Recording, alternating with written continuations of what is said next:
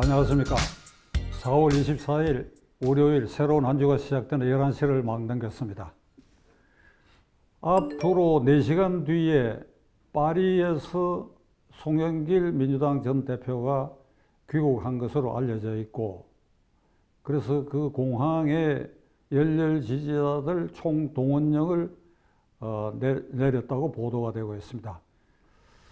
그는 그저께 파리에서 기자회견을 통해 가지고 탈당하겠다, 그리고 모든 책임을 지겠다, 그러나 정계 은퇴는 하지 않겠다, 그리고 검찰 수사에 언제든지 응하겠다, 이런 성명을 발표했는데, 귀국에서도 그 성명 내용과 별로 다르지 않는 아마 기자회견이 있게 될 것입니다.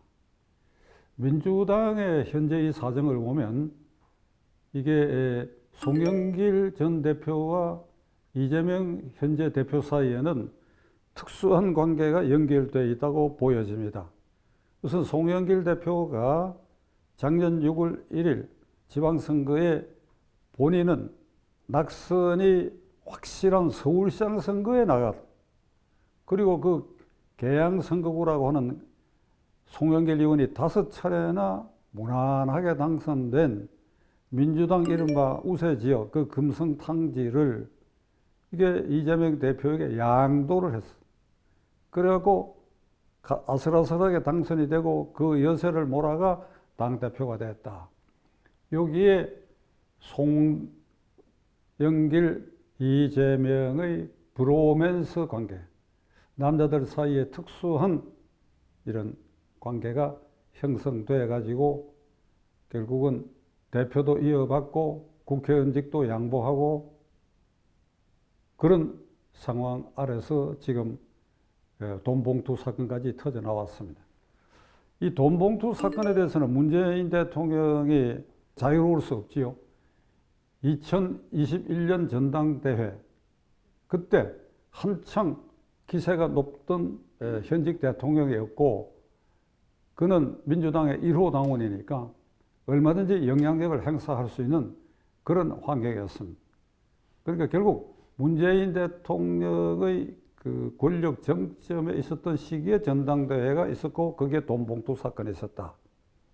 이렇게 되면 문재인 대통령도 어떤 형태든 책임을 져야 되죠.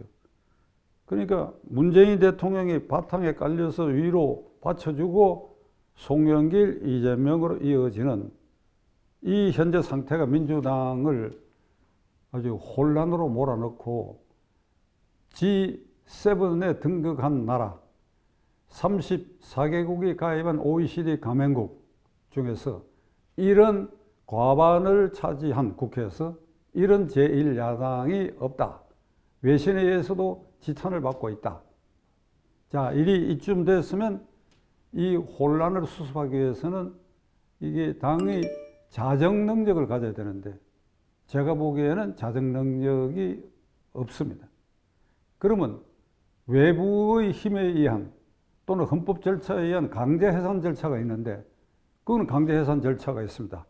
헌법 8조 외에 정당의 조직, 목적, 활동은 민주적이어야 하고 국민의 정치 의사를 수렴할 필요한 조직이어야 되는데, 돈봉투 파동을 일으키고, 그리고 정당 내부의 의혹스러운 일들로 점철되고, 그리고 당 내가 분열되어 있고, 당연히 해산사유에 해당하는데, 문제는 이 헌법에 따른 해산은 대통령의 전속적 권한으로서 대통령이 헌법재판소에 제소하는 길밖에 없는데, 현재의 윤석열 대통령이 내외에 쌓인 여러 과제를 안고 있는 터에 또 오늘 미국의 국빈 방문을 위해서 출국하는 이런 여건 아래서 그가 민주당 해산을 결단하기도 어려운 상황입니다. 그럼 가장 최선의 방법은 이게 자체 해산을 해서 당을 완전히 새롭게 하는 길인데, 그것도 기대하기 어렵다. 자, 그러면 어찌 되느냐? 이 혼란이 계속 앞으로 될 것이다. 그런데 이 세 사람이 연출해낸 오늘의 이 혼란 상황은 작년 3월 9일 대통령 선거에서 정권 교체가 됐지요. 윤석열 후보가 당선이 됐어요. 그럼 그날부터 그거는 실질적인 대통령입니다. 취임은 5월 10일 했지만은. 그런데 이 세 사람이 주도한 민주당 권력은 어떤 짓을 했느냐. 3월 9일 이후부터 검수완박법 공작에 착수했어요. 그것은 문 대통령 퇴임 후, 그리고 지금 보니까 송영길, 이재명까지도 이게 방탄 효과를 노린 것 같아요.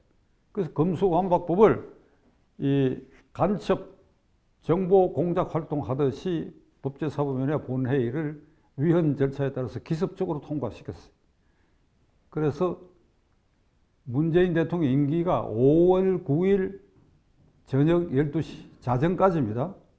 그러니까 5월 10일 0시부터 윤석열 대통령이 이제 대통령 권한을 행사하는데 5월 9일 자정 하루 전인 5월 8일 국회를 위헌적으로 통과시킨 검수완박법을 5월 8일 비상국무회의를 소집해가지고 거기서 의결하여 공포했습니다.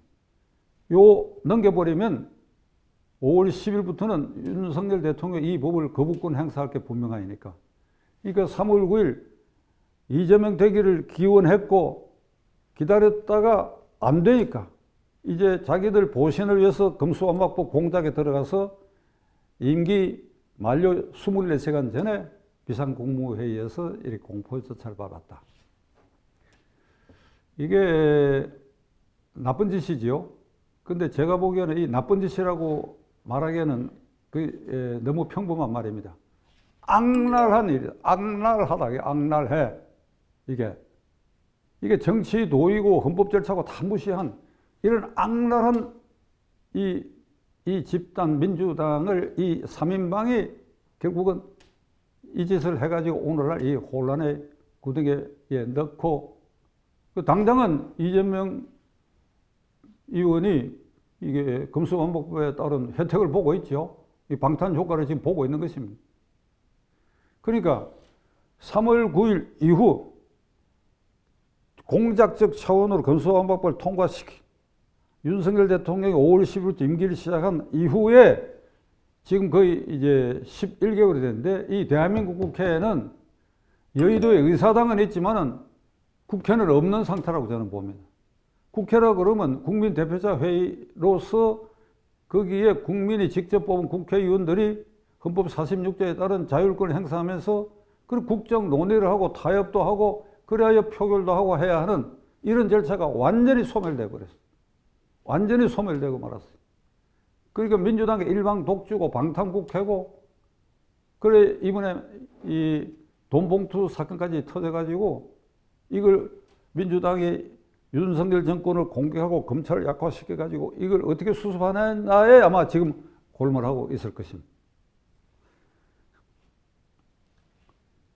윤석열 대통령이 5월 10일 날 취임을 했는데 그 8월 달부터 3개월 뒤부터 민주당 내와 민주당을 지지하는 이게 우호 세력들, 민노총을 비롯해가지고 윤석열 퇴진 운동이 시작됐어.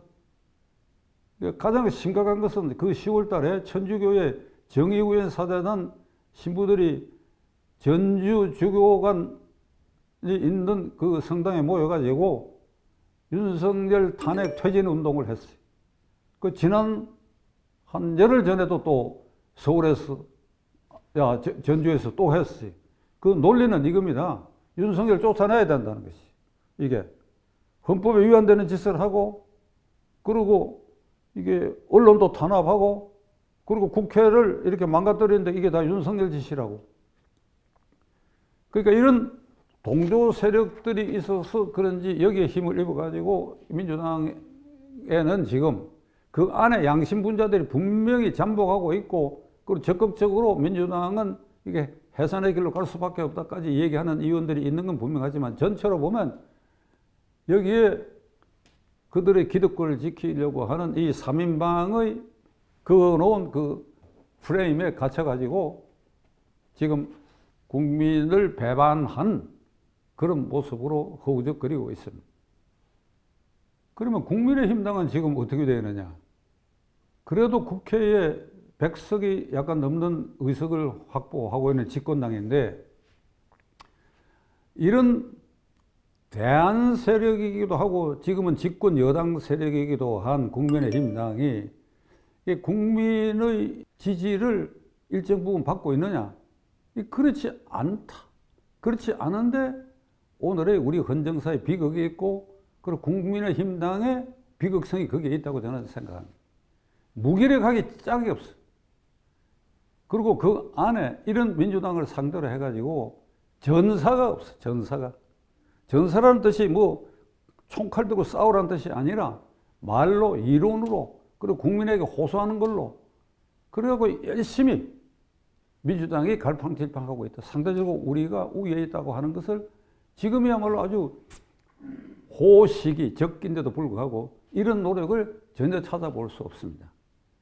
지금 국민의힘당의 한 가지 흐름은 제가 보고 판단한 바에 의하면 그 100여 명의 국회의원들 가운데 어느 부분, 아마 되게 상당수일 가능성인데 주로 TK, PK 지역의 그 주력들의 기본적 생각 같은데 우리가 민주당이 저꼴이 되어 있으니까 내년 국회의원 선거는 우리가 이길 수 있다. 그러니까 내가 굳이 나서가지고 이렇게 흠집 잡힐 일을 할 필요가 없다. 함부로 종편에 나가고 유력 유튜브에 나가서 민주당의 잘못을 공격하거나 그렇게 국민에게 호소하다가는 태영호 짝이 난다. 태영호. 그러니까 구설수에 오르지 않아야 되겠다. 그리고 극단적으로는 내년 총선거에 과반수를 획득하지 못해가지고 민주당 세력이 바로 해가지고 아주 불행한 사태가 오고 그리고 그 다음 대통령 선거까지 간신히 이어간다고 하더라도 그렇게 해서 정권이 민주당에 넘어간들 내가 22대 국회의원만 돼 있으면 3년 뒤 대통령 선거에 우리가 지는 한이 있더라도 그때 나는 야당을 할 수 있고 국회의원이라는 기득권, 그 엄청난 기득권, 그거는 내가 온전히 지킬 수 있다. 그러니까 내가 열심히 할 필요가 없다. 오로지 공천만 따면 된다. 이런 생각에 주로 함몰되어 있는 부분이 굉장히 많은 거거든요.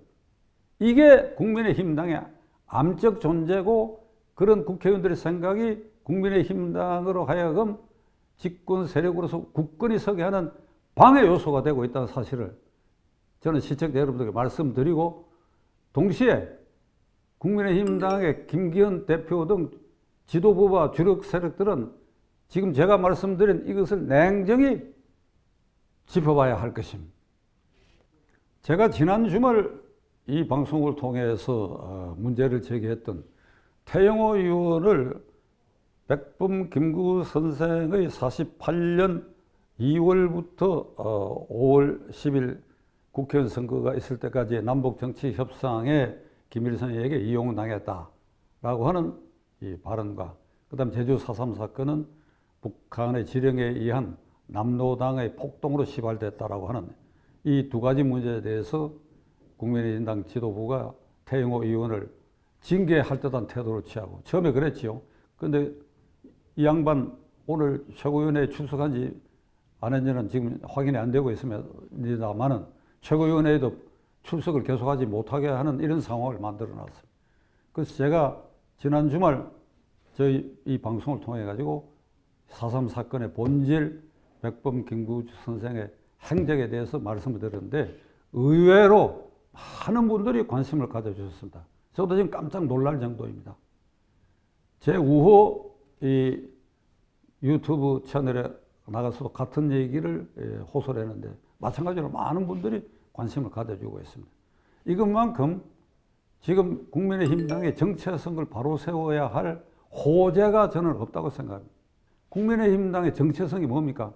그들의 당헌에 규정하고 있는 그 국민의힘당 존립 목적이 뭡니까? 그 자유민주 질서를 지키고 헌법체제를 지키겠다는 것이다.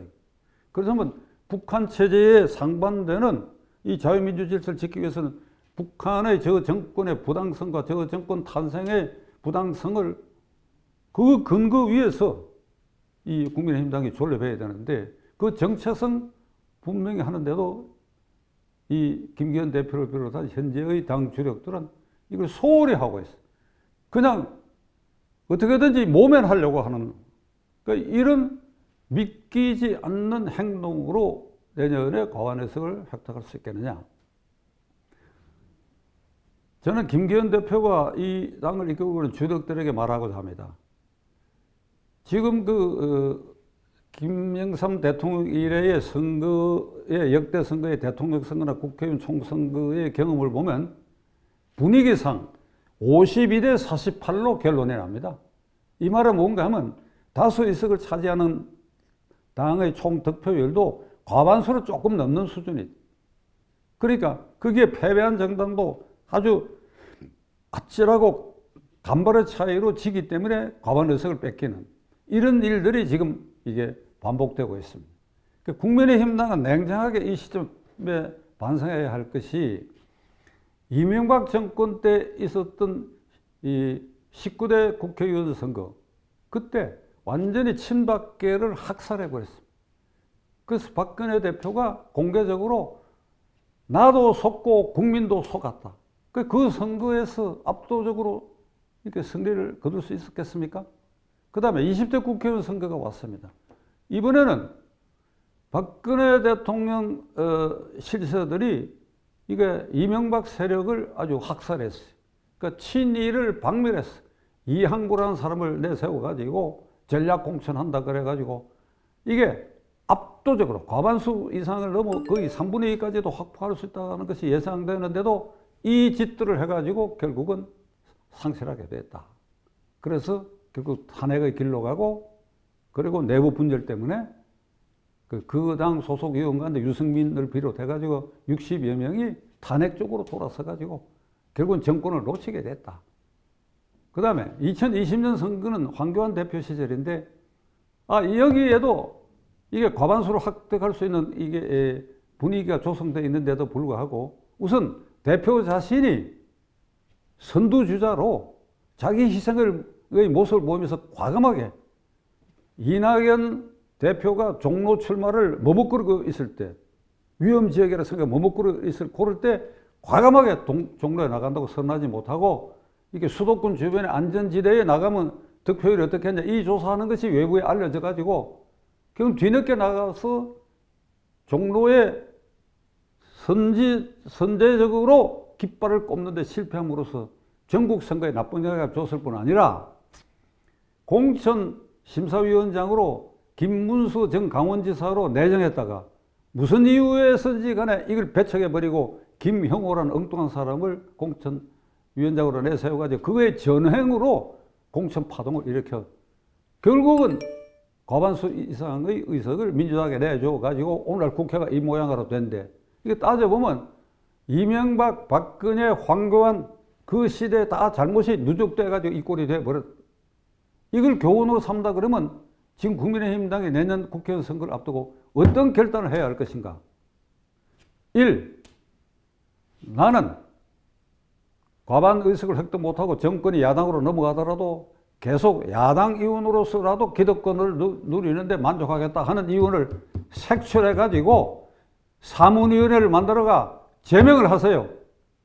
그거부터 하세요. 그거부터.